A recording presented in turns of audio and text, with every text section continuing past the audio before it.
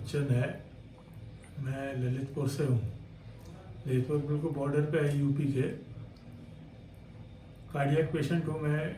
मेरा 2012 में open heart surgery हुआ था पूना में, और मेरे को चाइल्डहुड आयोटिक स्टेनोसिस था, जिसके लिए मेरा वैल्व चेंज किया गया। उस पर हुआ कि हम उतना रिसर्च नहीं किए थे, जानकारी नहीं थी कि वैल्व कौन सा डलना चाहिए। वहाँ के सर्जन्स ने बोला भी था हमको, लेकिन हम समझ नहीं पाए और टिश्यू वैल्व डाला गया। टिश्यू वैल्व डालने से हुआ ये कि हमको बाद में रियलाइज़ हुआ कि इसकी लाइफ स्पैन बहुत कम है। 8 साल मैक्सिमम बोलते हैं, कोई कोई बोलता था 6 साल। 8 ईयर्स में कहते थे कि आपको रिप्लेस कराना पड़ेगा। किसी तरह 11 ईयर्स निकल गए, और 11 ईयर्स बाद हमको वही सिम्टम्स, वही परेशानी जो शुरुआत में हुई थी वो फिर से आई। शॉर्ट ब्रेथ होना, चलने फिरने में दिक्कत, हाथ पैर में एडिमा शुरू हो गया था, वाटर रिटेंशन हो गया था बॉडी में, डाइट एकदम पुअर हो गई। कुछ भी सामने रखिए, एक रोटी खाने से पहले ही पेट भर जाता था। वीकनेस बहुत आ गई, और मेरे को कई लोगों ने सजेस्ट किया कि डॉक्टर को दिखाओ। मैं गया कई डॉक्टर्स के पास, ललितपुर में भी गया, झांसी में भी गया। झांसी में तो मैक्स हॉस्पिटल के सर्जन्स भी आए थे, उनसे भी मिला। सबका यही था कि you will have to go for a second surgery, and this will be a very risky surgery बोला गया। हमने कहा सर इसमें रिस्क क्या है? वो बोले कि सबसे पहली बात तो ये है कि आप सेकेंड सर्जरी आपकी हो रही है, ये अपने आप में एक बहुत बड़ा रिस्क फैक्टर होता है। सर्जन आपको ओपन करते साथ ही कुछ हो गया तो सर्जन कुछ नहीं कर सकता इसमें। हम घबरा गए, हम भागे फिर पूना। हमारी बड़ी बहन है डॉक्टर, वहाँ पर पूना में पहली सर्जरी हुई थी हमारी, तो हम उन्हीं डॉक्टर्स के पास दोबारा गए। दुनिया भर के टेस्ट किए, ये वो। अल्टीमेटली उन्होंने यही बोला कि नहीं, आप तैयार हो जाओ, 15 दिन से ज़्यादा का टाइम नहीं लगाना, 15 दिन के अंदर आपकी सर्जरी हो जानी चाहिए, क्योंकि your iota has inflated to such an extent कि कभी भी रप्चर हो सकता है। लेकिन हम तो चलने फिरने में परेशानी थी हमको, और किसी तरह से ब्लड थिनर्स और लैक्सेटिव, ये लेसेक्स वगैरह हम लेना शुरू किए। I was very much at ease, मैंने बहुत आराम हो गया था। उस वक्त पूना में जब मेरा एंजियोग्राफी कर रहे थे वो लोग, तब मेरे दिमाग में आया कि इतने दूर आने से अच्छा है भोपाल चलो।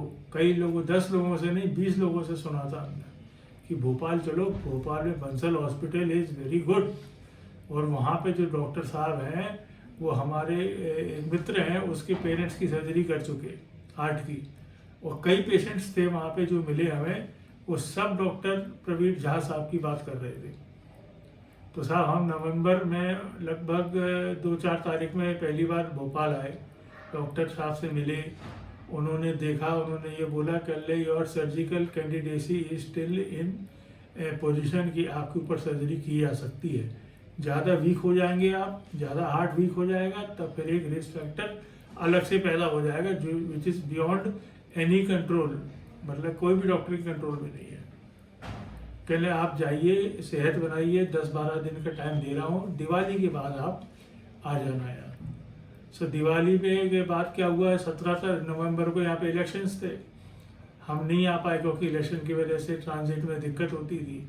हम लोग 19 तारीख को आए यहाँ पर, 19 तारीख को मिले। उन्होंने ठीक है, अगले 2-3 दिन के अंदर आप जब भी बोलो आप एडमिट हो जाइए, और 2 दिन बाद आपका हम सर्जरी कर देंगे।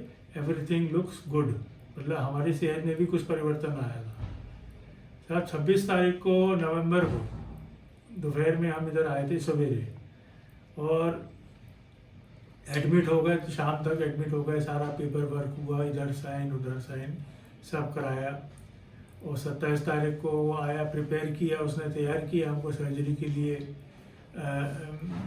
शेव वेव किया, एंटीसेप्टिक से सब साफ किया, और बोला गया हमको एनेस्थेटिक्स के जो डॉक्टर विवेक साहब थे, उनका जूनियर आया था हमारे पास। वो बोला कहने मनोज जी आपको जो है लगभग 8 बजे थिएटर में ले जाएंगे। हमने कहा ठीक है। 28 तारीख की सवेरे 7:45 बजे व्हील चेयर लेके अटेंडेंट एक लेडी आई, कहले चलिए सर आपके लिए, और थिएटर में बुलाया गया। मैंने चलो, वहाँ साहब गए थिएटर में, अंधेरा अंधेरा सा था, बड़ी बड़ी लाइटें हमारे ऊपर जल रही थी। उन्होंने शर्ट ओपन किया, पुरानी सर्जिकल जो लाइन थी उसको एग्जामिन किया, और डॉक्टर विवेक आए वहाँ पर, लंबे लंबे से थे एनेस्थेटिस्ट। उन्होंने हमारा हाथ मिलाया, कहने गुड मॉर्निंग, बोले मनोज जी मैं आपका एनेस्थेटिस्ट हूँ, मैं कल मिलने वाला था आपसे, लेकिन आपने जो है हम सर्जरी में इतने बिजी थे कि मिल नहीं पाए आपसे। हाथ मिला के गुड मॉर्निंग बोला, कहला मैं आपको सुलाऊंगा और मैं ही आपको उठाऊंगा। और इतना बोल के उनके असिस्टेंट ने लेफ्ट हैंड में दवाई इंजेक्ट करी वेंस में, और उन्होंने बोला कि एक मास्क लगा के उन्होंने इसको धीरे धीरे लंबी सांस लीजिए, आप जो है सो जाएंगे। ऐसे ही हुआ, 10-12 सांस के अंदर मेरे को पता नहीं है मैं कब सो गया।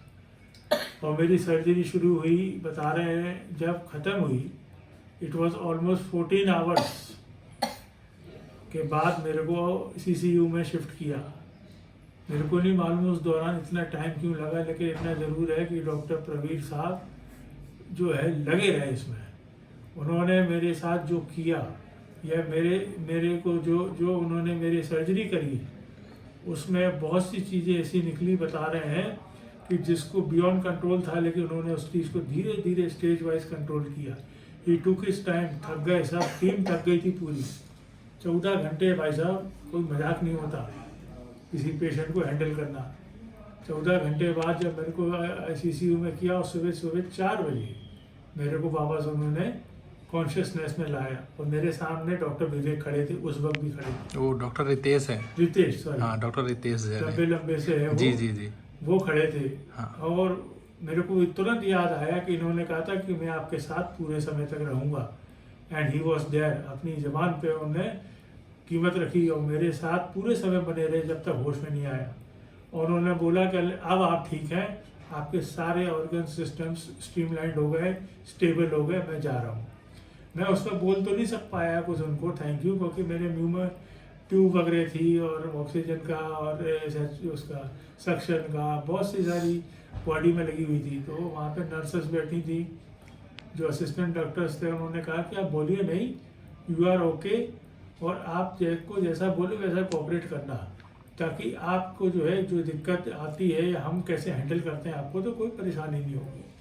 हम तो भैया आपके हवाले थे ही, हम तो कोऑपरेट करते ही, किसी भी तरह की परेशानी नहीं हुई हमें। शुरू में 2 घंटे बाद उन्होंने ट्यूब निकाल दिया। मेरे रिलेटिव्स आए, मेरी दोनों बेटियां मिलने आई, पत्नी आई, और इसका भाई भी आया था। ब्लड का इंतज़ाम करना था, सब इंतज़ाम हो गया। और जब पता पड़ा साहब कि पहला दिन ऐसे ही निकल गया, दूसरा दिन भी ऐसे ही निकला। अच्छा खासा बढ़िया दलिया पॉरेज वगैरह खाने को आता था, एकदम से नहीं खाते बनता था, लेकिन मैं खाता था उसको, ताकि एनर्जी लेवल बनी रहे।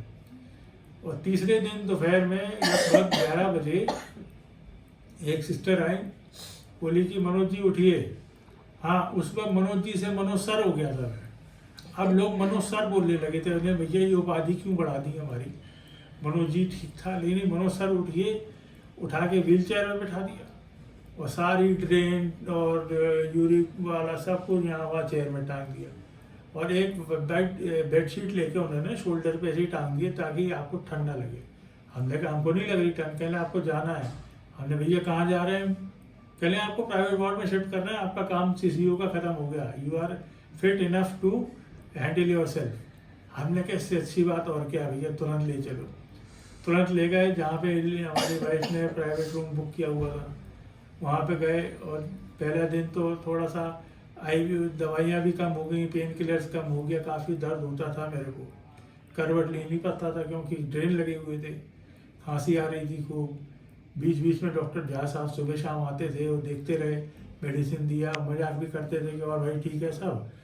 हमने कहा ठीक है सर। नेक्स्ट डे उन्होंने ड्रेन मेरी जो है 2 ड्रेन निकाल दिया, 1 ड्रेन लगा दिया।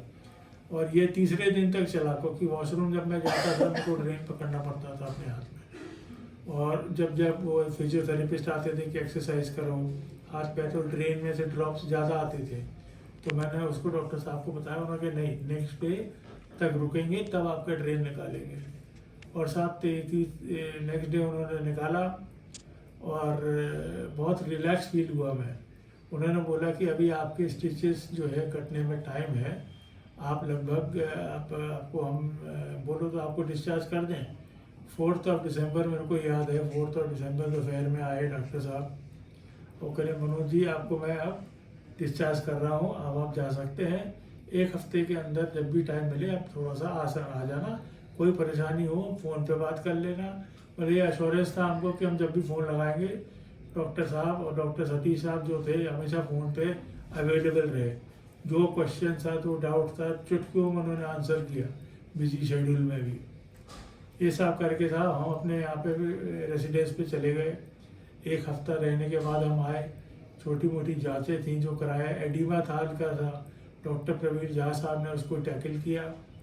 हमारी जो मेडिसिन थी, जो डोसेस था, टाइमिंग थी, उसको थोड़ा उन्होंने चेंज किया कि ये सुबह की जगह आप शाम को लीजिए, या ये वाली दवाई आप इतने बजे लीजिए। ऐसा करके जो है हमको हैंडल किया और 3-4 दिन में वो एडिमा हमारा एकदम ख़त्म हो गया। और लंग्स में हमको जो है वाटर रिटेंशन पाया गया था, तो उसको उन्होंने सजेस्ट किया आप टैपिंग कराओ। हमने टैपिंग भी कराई।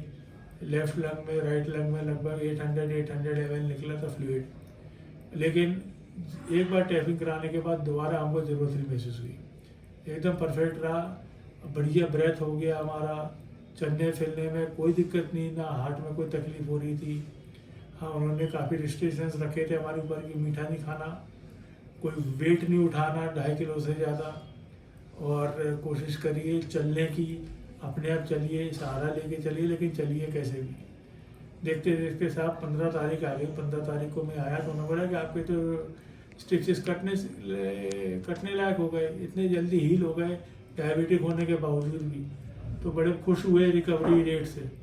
उसी दौरान हमको जो है, हमें याद आ रहा है, जब प्राइवेट वार्ड में था मैं, तो मेरे को लेटर ऑफ अप्रिसिएशन मिला, डॉक्टर सतीश साहब आए and it was signed by doctor Praveen Jha साहब। उसमें काफ़ी कुछ चीज़ें लिखी गई थी कि किस तरह से आपने अपने आप को हैंडल किया, आपकी विल पावर, खुद का पेशेंट का जो विल पावर होती है बहुत इंपॉर्टेंट रोल प्ले करती है रिकवरी में। अगर पेशेंट अपने आप से मजबूत अपने आप को एहसास करता है, थॉट उसके अच्छे हैं, तो रिकवरी उसकी 10 टाइम्स और फास्ट होती है और अच्छे से होती है। वो लेटर आज भी मैं रखा हूँ, उसमें काफ़ी कुछ लिखा हुआ, यहाँ तक लिखा हुआ था कि फ्यूचर में आपको हो सकता है लंबा समय तक आपको काफ़ी रिस्ट्रिक्शन पे रहना पड़े। एक नई बात, नया आपके साथ जो कुछ हुआ, it is something which is not normal. इसको सीरियसली और समझदारी से समझने वाली बात है। और सब किसी तरह हमने 15 तारीख को आए, 15 के बाद हमने 18 को बोला कि 18 को आइए, 21 डेज़ में आपका जो है स्टिचेस काट देंगे। 21 डेज़ हो गए थे, 19 तारीख 18 को स्टिचेस काटे। डॉक्टर प्रवीण झा साहब और सतीश साहब दोनों से मिले, अलविदा किया, हमने कहा साहब जा रहे हैं घर, और हम चले गए फिर ललितपुर वापस। वहाँ जाके अपने आप में इतना सुकून महसूस हुआ कि, और बड़ा थैंकफुल, एक अपने आप में ग्रैटिट्यूड मैं एक्सप्रेस करना मांग रहा था डॉक्टर साहब को कि डॉक्टर साहब कि जो कुछ आपने किया है, you have given me A second life. और ये इतना इम्पोर्टेंट होता है कि अपने बच्चों के साथ, अपनी फैमिली के साथ मैंने अपना त्यौहार मनाया क्रिसमस।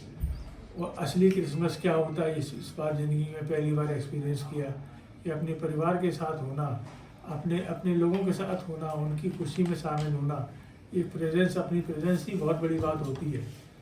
बाकी तो त्यौहार में नाच गाना ये सब कुछ नहीं रहा, लेकिन जो प्रेजेंस था, मतलब हमारी उपस्थिति, क्योंकि हम जानते थे कि अगर हम लापरवाही करते तो हम निपट चुके होते, ख़त्म हो गया होता है। लेकिन हम अपनी बेटियों के साथ, पत्नी के साथ क्रिसमस में सेलिब्रेट किया हमने, इससे बड़ी खुशी और ग्रेटिट्यूड हम डॉक्टर लोगों को कैसे बता सकते थे। और साथ धीरे धीरे समय निकलते कि आज हम आए इधर फर्स्ट रिव्यू के लिए। हमसे पूछा गया कैसे क्या हो, हमने कहा बढ़िया है, फर्स्ट क्लास है, अच्छे से खा रहे हैं, पहले से मसल मास भी बढ़ा, बॉडी का स्ट्रेंथ भी बढ़ा। और आज हम इधर आके हमको अपने आप में खुशी सी हुई कि हम उसी जगह आए हैं जहाँ से हमको सेकंड जीवन मिला। और उन्हीं डॉक्टर से दोबारा मिलके बड़ा आनंदित हृदय से एक बार फिर से सबको धन्यवाद, बहुत बहुत धन्यवाद।